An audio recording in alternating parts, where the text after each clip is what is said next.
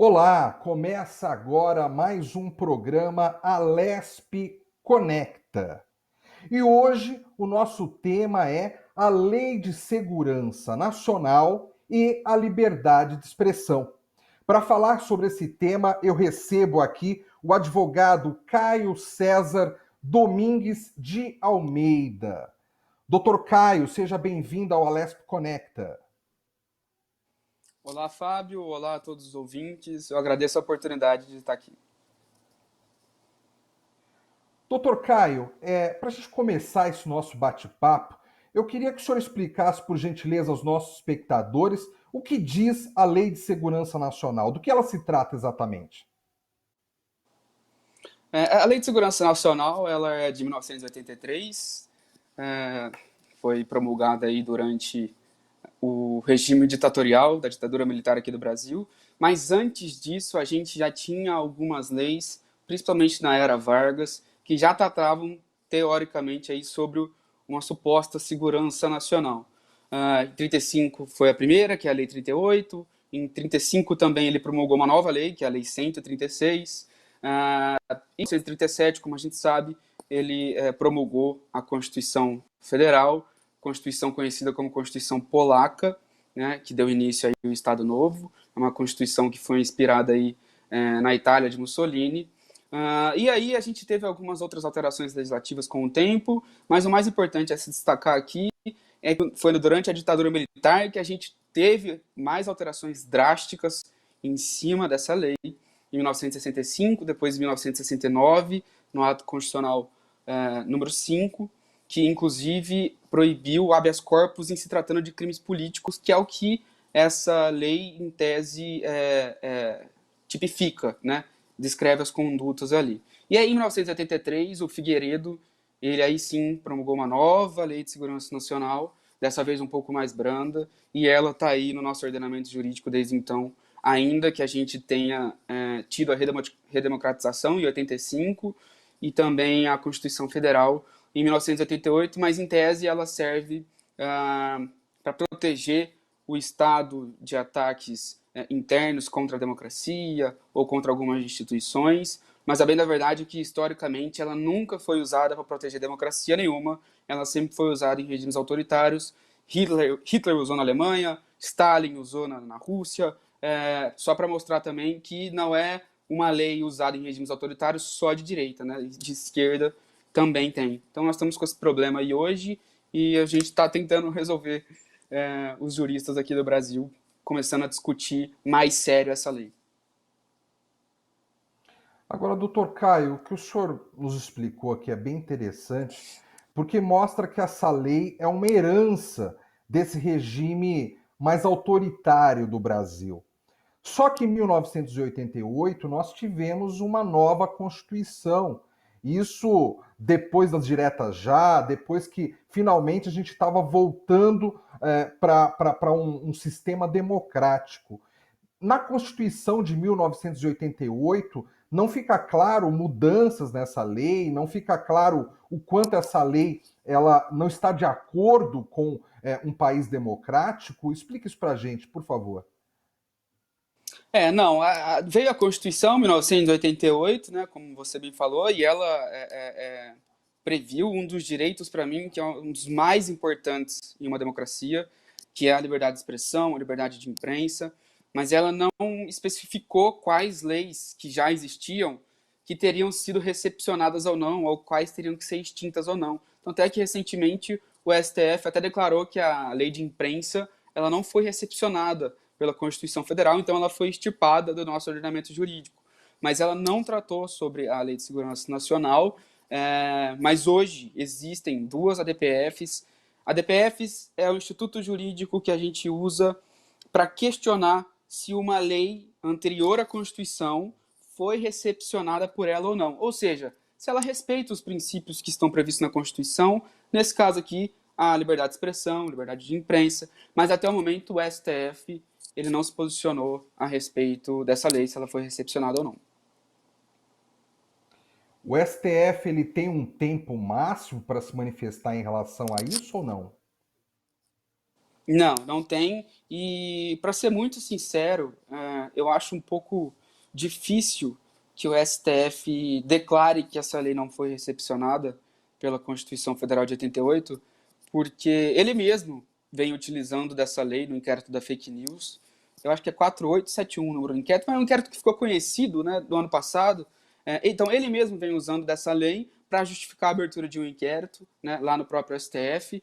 E o problema que a gente identificou recentemente é que não só o STF vem usando essa lei, né, que para nós o simples fato de usar, não importa o motivo, já não é lícito, não deveria nem se discutir usar a Lei de Segurança Nacional para coibir certa conduta ou não. Mas não é só a STF, e esse é um problema que virou estrutural há uns anos.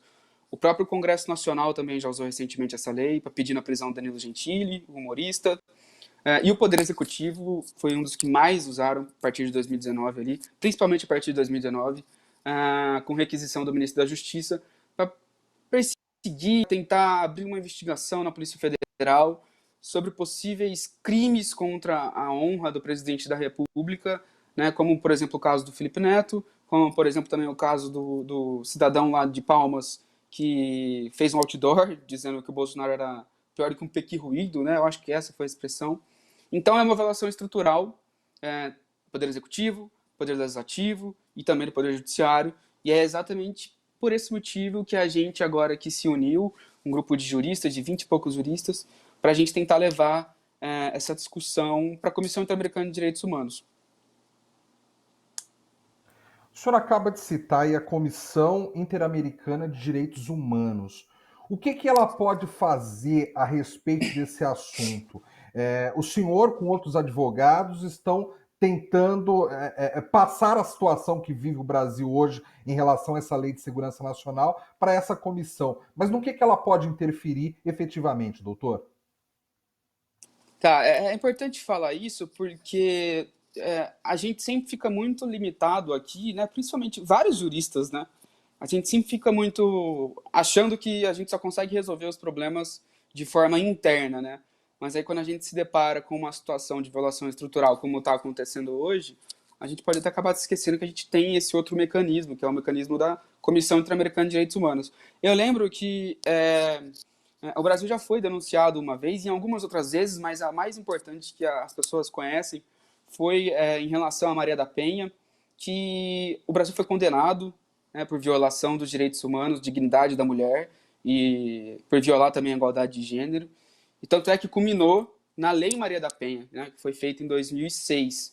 Então, a gente, em primeiro momento, o nosso objetivo é fazer com que a nossa denúncia contra o governo brasileiro ela seja recebida na Comissão Interamericana de Direitos Humanos, porque ela trata de violações estruturais de direitos humanos, e eu lembro que a liberdade de expressão é um direito humano, previsto no Pacto de São José da Costa Rica. Então, no primeiro momento, a gente precisa só que ela seja aceita. Se ela for aceita, a gente já consegue fazer um barulho e mostrar que a gente não vai ficar calado em virtude dessas violações estruturais que estão acontecendo aqui no Brasil. Uma vez aceita essa denúncia, ela vai para a corte e aí sim o Brasil pode ser julgado ou não, inclusive a indenizar as vítimas que sofrem com inquéritos policiais, investigações e decorrência dessa lei, tá? E aí a corte ela pode determinar certas medidas e aí depois, em um segundo momento, a gente vê se o Brasil cria uma lei de segurança nacional diferente, que respeite a Constituição, ou se ele simplesmente extirpa essa lei do ordenamento jurídico, que é a minha opinião, que não faz sentido ter uma lei de segurança nacional em um regime democrático.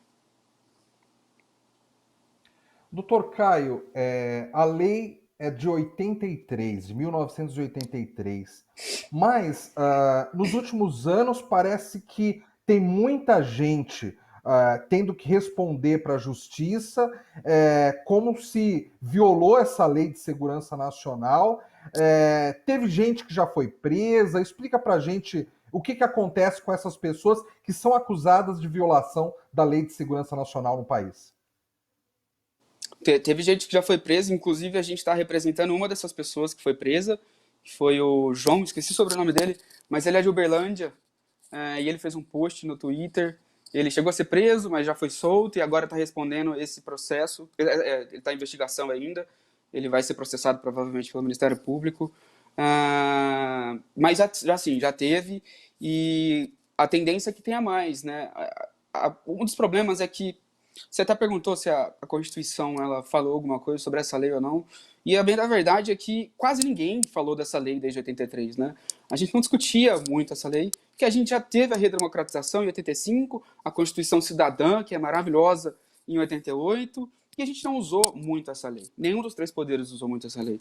E aí foi a partir de 2016 que teve um ou outro caso em virtude das manifestações durante o governo Dilma, que tinha a época do impeachment, e aí, depois de 2019, foi uma evaluação estrutural dos três poderes. Mas hoje sim, as pessoas elas podem ser investigadas, e um dos problemas é que, nessa lei, a investigação é pela Polícia Federal, inclusive foi por isso que a investigação contra o Felipe Neto ela foi arquivada, porque tinha sido a Polícia Civil do Rio de Janeiro que tinha começado essa investigação, e a competência para julgar é da Justiça Militar. E isso só mostra que essa lei ela tem resquícios realmente autoritários, militares mesmo, e pouco democráticos.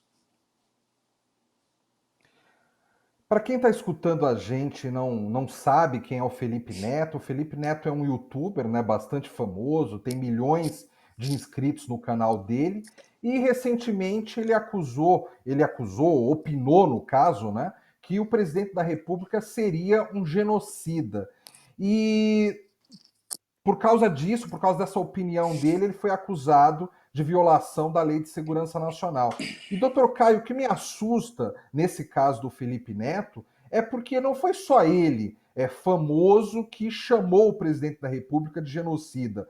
Muitos cidadãos que não concordam com a postura do atual presidente, principalmente em relação ao combate à pandemia, usaram essa expressão também, genocida. E aí eu penso, se o Felipe Neto está sendo acusado de violação da Lei de Segurança Nacional por ter emitido esse pensamento, por ter chamado o presidente de genocida, então inúmeros outros brasileiros, cidadãos brasileiros, podem também ser acusados da mesma coisa, né, doutor?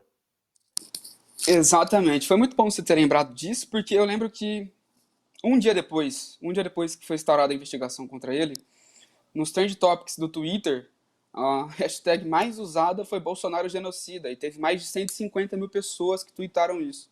E aí a gente começa a se questionar, será que a Polícia Federal vai investigar 150 mil pessoas por terem postado isso? Uma das grandes críticas que eu tenho em relação a essa lei é que ela confunde crime político com crime comum, tá? Teve muita gente que falou em calúnia, né, do Felipe Neto contra o presidente da República, mas a verdade é que o Código Penal ele já prevê esse crime. A gente não precisa de uma lei de segurança nacional para que faça isso, né? E eu lembro também que, em relação ao Felipe Neto, me pareceu, foi muito estranha essa investigação, porque foi o Carlos Bolsonaro que acabou comunicando o delegado de polícia, né, da Polícia Civil do Rio de Janeiro, e ele começou a instaurar esse inquérito policial. Então, não é da Polícia Civil essa competência, é da Polícia Federal, como eu já falei, e é justamente por isso que foi arquivado.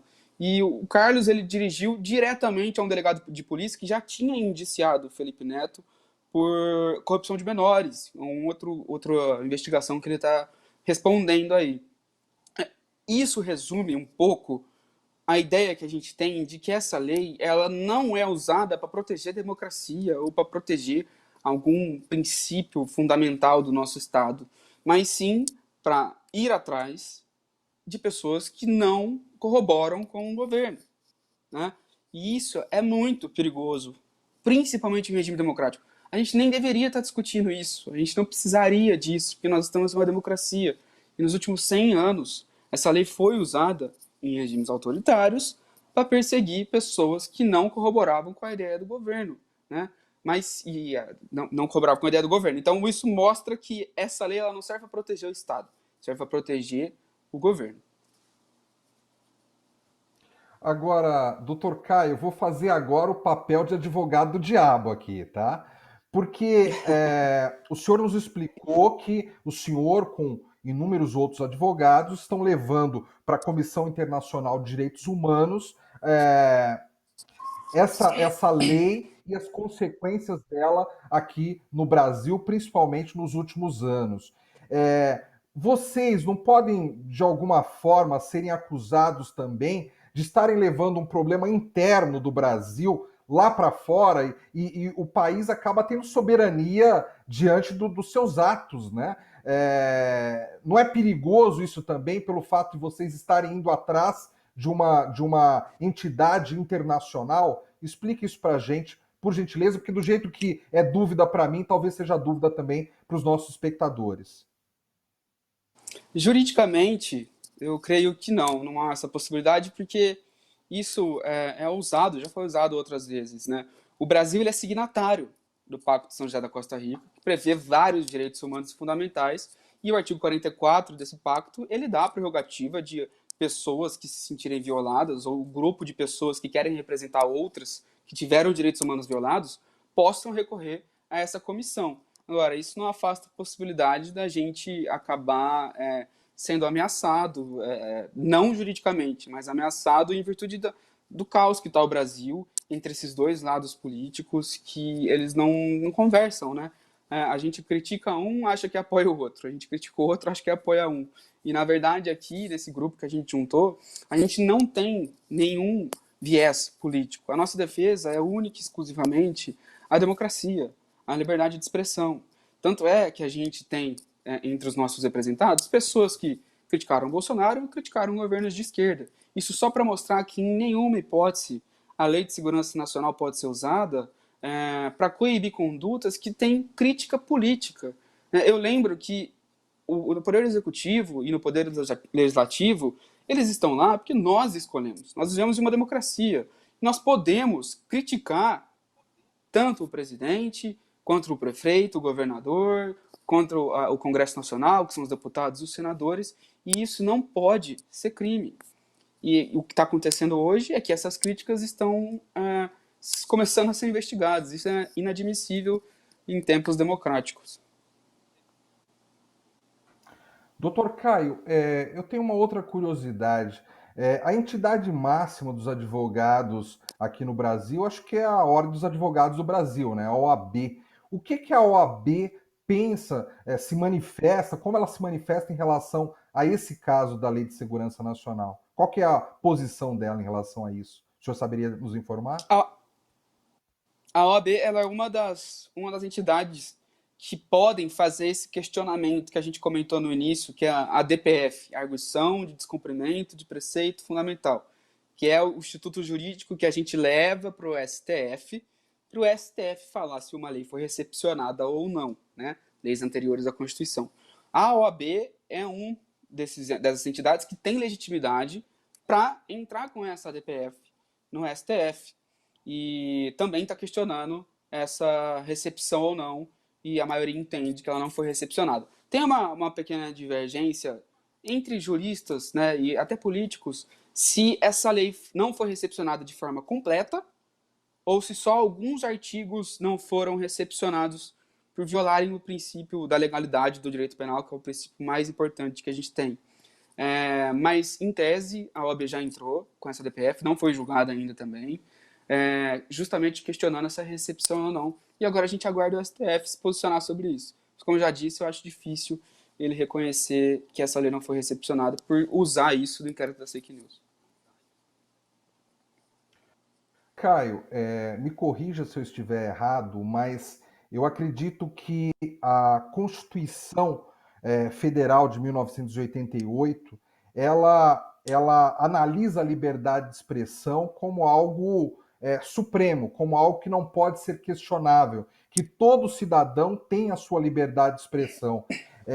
Só que eu fico também me perguntando se não há limites na liberdade de expressão, porque em determinados casos a liberdade de expressão para um crime é uma linha tênue ali. Então, de que forma a gente pode analisar a liberdade de expressão e quando que a liberdade de expressão se torna um crime? Quando que a pessoa está falando algo ali que está, de repente, infringindo alguma lei? Essa pergunta ela é muito, muito importante, porque uma coisa que todo brasileiro precisa saber é que nenhum direito previsto na Constituição Federal ele é absoluto. Nem mesmo a vida é absoluta. Eu lembro que o Brasil, em tempos de guerra, possibilita a pena de morte, por exemplo. Então, sempre, sempre, em todas as situações, a gente pode ter conflito entre direitos, né? O que a gente está discutindo aqui, por exemplo, é entre a liberdade de expressão e a honra, né, do presidente, ou dos congressistas, ou dos ministros do STF. E aí, nesse caso, já tem legislação prevendo em quais momentos que a sua liberdade de expressão pode esbarrar em um outro direito e a partir daí ser crime. São os crimes contra a honra previstos no Código Penal, artigo 137, 138, 139 e 140, que é a famosa difamação, calúnia e injúria. Mas veja, a gente está falando aqui do Código Penal, e essa é uma das nossas defesas, porque hoje a gente está confundindo crime político com crime comum, e isso não pode acontecer, principalmente pelo fato de que na Lei de Segurança Nacional existem muitos artigos que violam o princípio da legalidade. Eu peço só 2 minutos para tentar explicar para o ouvinte conseguir entender. O princípio da legalidade, ele fala, em outras palavras, que uma conduta só pode ser crime se tiver previsto em lei. Mas não basta isso, né? A gente também tem o princípio da taxatividade, ou seja, uma conduta sua só pode ser crime se tiver uma lei que preveja essa conduta, né? Por exemplo, subtrair coisa alheia móvel é o crime de furto, artigo 155, Código Penal. Então tem que ter uma lei que preveja isso, e essa lei, essa norma jurídica, ela tem que ser taxativa, ela não pode ser passível de muita interpretação, né? Por quê? Porque qualquer conduta poderia se encaixar nessa lei se a gente fizer uma análise interpretativa. Isso é comum em regimes autoritários. Na época do nazismo de Hitler acontecia muito isso. A Lei de Segurança Nacional ela tem essa característica de trazer normas de conteúdos abertos. E é aí que entra o problema da liberdade de expressão que você falou, Fábio. Porque hoje, praticamente qualquer conduta, qualquer crítica política pode caber ali. Alguém pode, um presidente ou um parlamentar, um deputado ou um senador, pode falar, olha só, essa conduta aqui pode se encaixar no artigo 20. Ah, não, pode se encaixar no artigo 23. Isso não é aceitável, não é aceitável há muito tempo, tá? Principalmente em regimes democráticos. Porque a gente tem que saber até onde a gente pode ir com a nossa liberdade de expressão. Que são leis que tipificam esses crimes e explicam até que ponto a gente pode chegar. O problema da Lei de Segurança Nacional é que ela não explica de forma taxativa, específica, para a gente saber até que ponto a gente pode ir.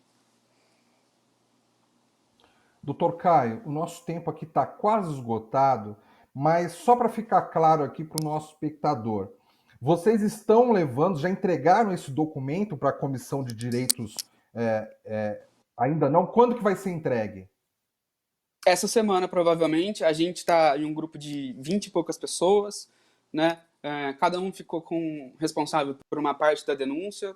Estamos já finalizando e provavelmente até o final dessa semana a gente entrega essa denúncia na Comissão Interamericana de Direitos Humanos. E aí a gente espera que em 2, 3 meses a comissão já possa dar um despacho, que é uma decisão liminar, a primeira decisão deles, que é se eles vão receber ou não essa denúncia. Porque existem muitos requisitos que a gente deve preencher para a gente conseguir levar isso lá, conseguir levar isso para Washington, que é onde fica a comissão. Um deles é o esgotamento dos recursos internos. E como eu falei, tem 3 ADPFs no STF que estão lá esperando para ser julgados e não foram. Então, a nossa justificativa para já levar isso lá é mostrar que se trata de uma avaliação estrutural dos 3 poderes aqui do Brasil, que a gente não está tendo outra alternativa a não ser levar isso para lá, para a comissão, justamente porque desde 2019 essa lei vem sendo usada como fundamento em muitas investigações e inquéritos policiais.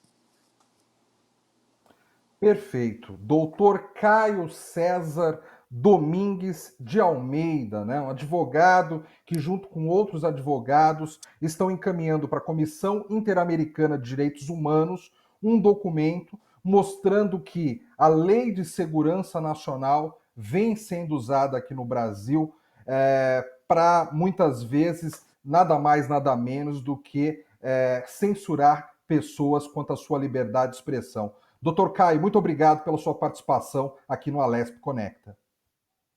Fábio, muito obrigado, eu agradeço a oportunidade, estou à disposição para novas conversas futuras e agradeço também ao ouvinte. Termina aqui mais um Alesp Conecta. E você já sabe, todos os nossos programas ficam arquivados também no YouTube. É só você entrar no YouTube e digitar Alesp, todos os nossos programas ficam lá para que você possa assistir-los nos momentos mais convenientes para vocês.